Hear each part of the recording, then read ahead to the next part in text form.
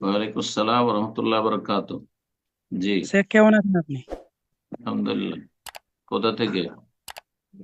আমি ইন্ডিয়া, দক্ষিণ দিনাজপুর, হরিরামপুর থেকে বলছি, হরিরামপুর থানা। বলো।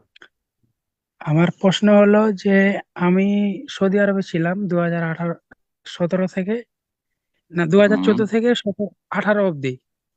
হুম তো হুম। সৌদি কোথায়? সৌদি আরবে কোথায় তুমি? মানে সৌ- 2014 সৌদি আরব থেকে কোন জায়গায়? দাম্মামে ছিলাম, মসজিদে মুতাসিফে ছিলাম। আচ্ছা, শেখ ঠিক আছে। ইস্তেহাক শেখ ইস্তেহাকের ওখানে ছিলাম। আপনার সঙ্গে অনেকবার দেখা হয়েছে, আলহামদুলিল্লাহ।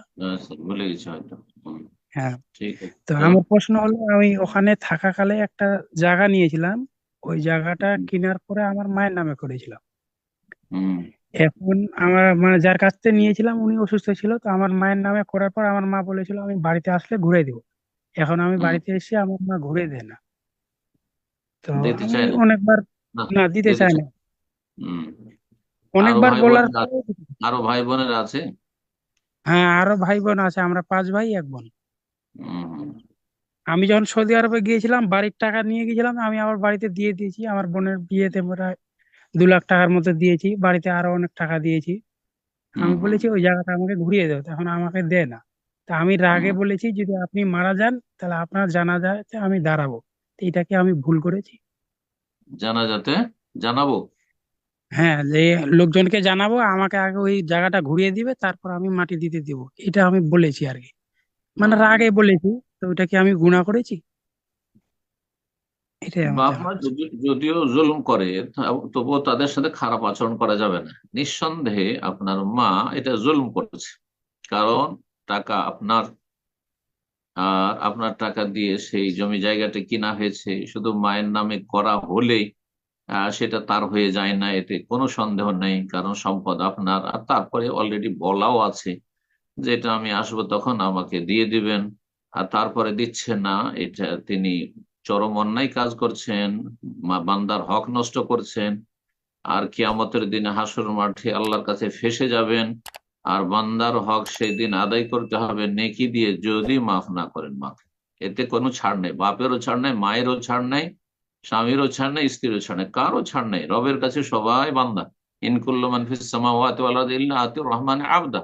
আসমান জমিনে জিবরাইল, মিকাইল, আম্বিয়া, রসুল, যে কেউ আছে ছোট বড়, সবাই আল্লাহর সামনে আব্দ, দাস হয়ে, গোলাম হয়ে, অসহায় হয়ে হাজির হবে। বাপ মা আসামের কাঠগড়ায় হাজির হবে পাপী হয়ে যদি হাজির হয়। আর ছেলে মেয়েরাও হাজির হবে। সুতরাং আল্লাহকে যেন ভয় করেন আপনার মা, এবং তাকে তওবা করার তৌফিক দান করেন, সংশোধনের তৌফিক দান করেন, বা আপনার সম্পদ ফিরিয়ে দেওয়ার জীবদ্দশায় তৌফিক দান করেন।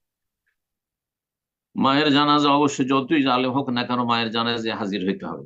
জি। আর জানাজা পড়তে দেব না এমন কথা বলা ঠিক হবে না, তবে সেখানে বলা যেতে পারে যে আমার মায়ের উপর আমার একটা হক আছে।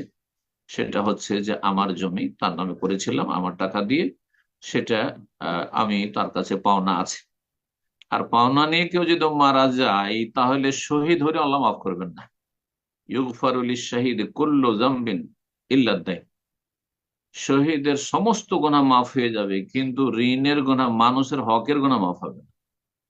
সুতরাং সেখানে আপনি অন্যান্য যারা পা- পাওনাদার যেমন দাবি করতে পারে, আপনি দাবি করতে পারেন যে আমার মায়ের যে জায়গাটি আমার টাকা দিয়ে কেনা হয়েছে আমার মায়ের নামে আছে, সেটা আমি ফিরিয়ে চাই, সেই দাবিটা আমি ছাড়বো না। তাহলে সেটা ন্যায্য অধিকার, কিন্তু তা জানা যায় হাজির হতে হবে।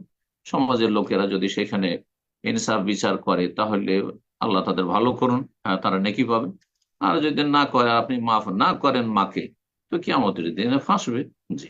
আল্লাহ হেদায়েত দান করুন, এবং কিয়ামতের আযাব থেকে, জাহান্নামের আযাব থেকে আল্লাহ তাকে বাঁচার তৌফিক দান করুন। আল্লাহ আপনার ভালো করুন, রুজিতে আল্লাহ বরকত দিবেন। যদি জুলম অত্যাচার করে নিয়েও নেয়, মনে রাখবেন, আর আপনার সম্পদ সমস্ত ভাই বোনকে ভাগ করে দিয়ে দিল, মানে মারা যাওয়ার পর সবাই ভাগ বসাইলো, তাদের জন্য জায়েজ নয়। আপনার ভাইদের জন্য, বোনদের জন্য জায়েজ নয়। ওরা জানছে যে এটা আমার ভাইয়ের টাকা দিয়ে সে বিদেশ থেকে করে এসেছে কষ্ট করে, আর তারা যদি সেটা ভাগ হিসাবে নেয়, তো তাদের জন্য হারাম। তাদের জন্য হারাম। এই নয় যে মায়ের নামে থেকে গেছে সেজন্য আমাদের জন্য হালাল হয়ে যাবে, মোটেই হালাল না। যদি অন্তর থেকে আপনি আপনার স্বতঃস্ফূর্ত ভাবে, হ্যাঁ, যদি আপনি সেটাকে তাদের জন্য হালাল না করেন, তো হালাল নয়, হারাম তাদের জন্য, এই রুচি। আল্লাহ সকলকে হেদায়েত দান করুন।